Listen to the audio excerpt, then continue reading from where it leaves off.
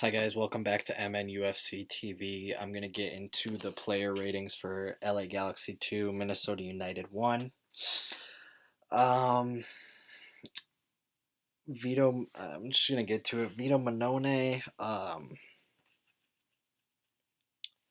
he had some really good saves. The first one is extremely hard to keep out after hitting his fingertips. The second one I haven't gone back and looked at. Dos Santos with a really good shot and it just lands right in that bottom corner, right by the bottom goalpost, and it's an extremely good shot. And I don't think Vito could have done better. I have to maybe go back and see it, but I really don't think. I think it was just a really good shot. Tough to say, if really unfortunate, but I'll give Vito a solid 8 tonight. He really had some really good saves.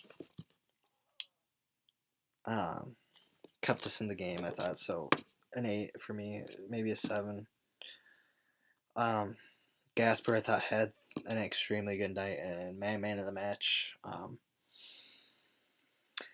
I thought he deserves an 8.5. I thought he did really well defensive. He bombed up and down, he beat Gonzalez a lot. He was very dangerous. Unfortunate, some of his passes didn't create a goal.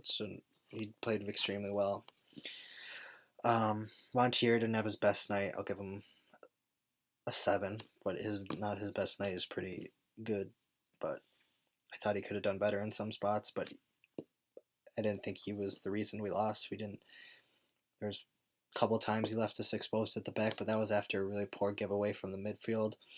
And our defense ended up stepping up those times. So in hindsight, he wasn't to blame for any of the goals, but there was a couple times where he was out of position, not due to himself, due to trying to bomb up the field and get a goal, and our midfield having sloppy giveaways. But Ike, I thought was really good. Boxall were both really good. Unfortunate give up that second goal. It's just a really good shot. The first one, we block it and it just lands to them, and they get the ball, and they just little legit. It just gets a good shot off, and from 4 or 5 yards out, and he doesn't sky it like Robin Lloyd would or Angelo. Puts it on target. Mm. I mean, when other teams get chances inside the 6 yard box, they finish them. Us, on the other hand, we kick field goals. I heard the Vikings need a kicker, so like, send Lloyd over there. Angelo loves to kick it over. Someone. Because we need people that'll put it on target, not kick it over where the goalpost will be. Because fuck, oh, it's frustrating extremely. But um, Boxel and Ike Sevens, not going to give me a much higher score, allowing 2 goals as a center back pairing, but it's maybe a half for each. Bad. Ozzy, I thought had a really good game. An 8 for me.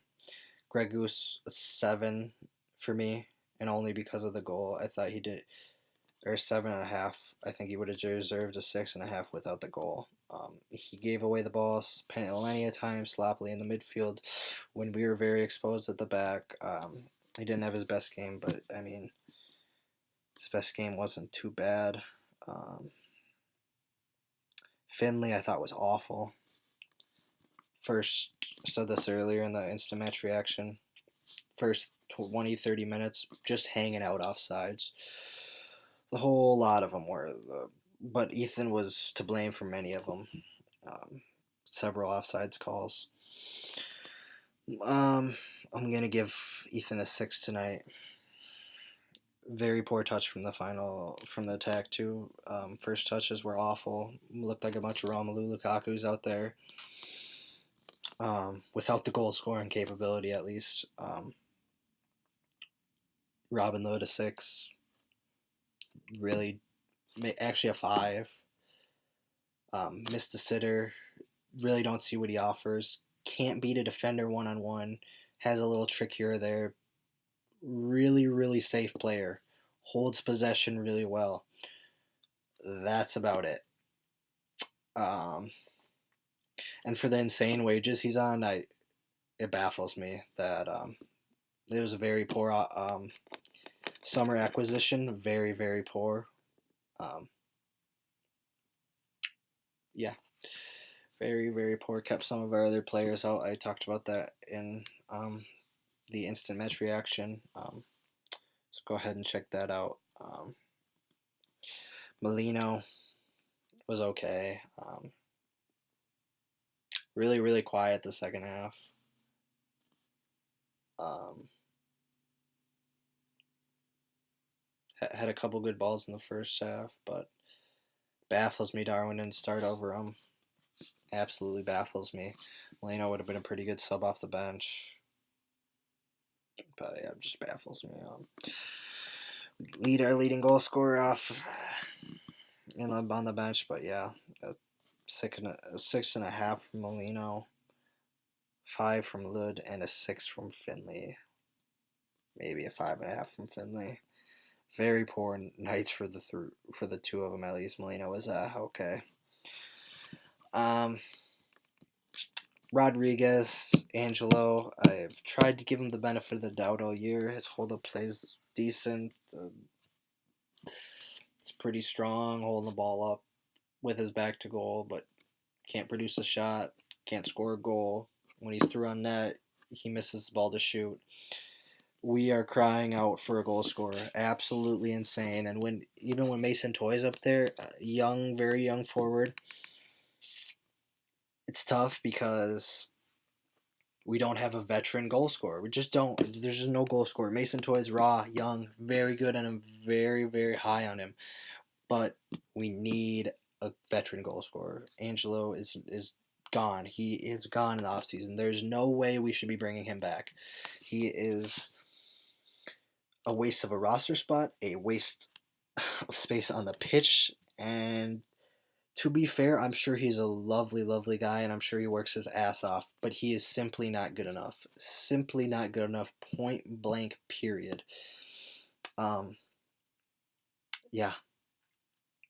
And now, so he gets a 3. An app, yeah, 3, maybe a 3. Like, should have had 2 goals, and the game could have been completely different with a better striker.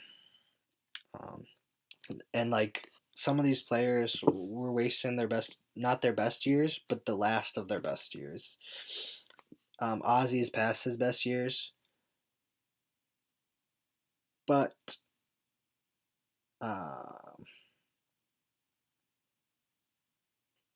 yeah, he's got like a year, maybe 2. I doubt the second one.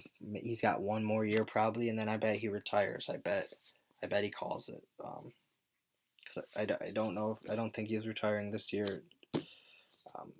I really don't. So I don't know if there's rumors or anything, but I'm assuming. So, yeah, Angela has to be gone. So, and Ike's running out of time. Getting older, defender of the year, but he's done well.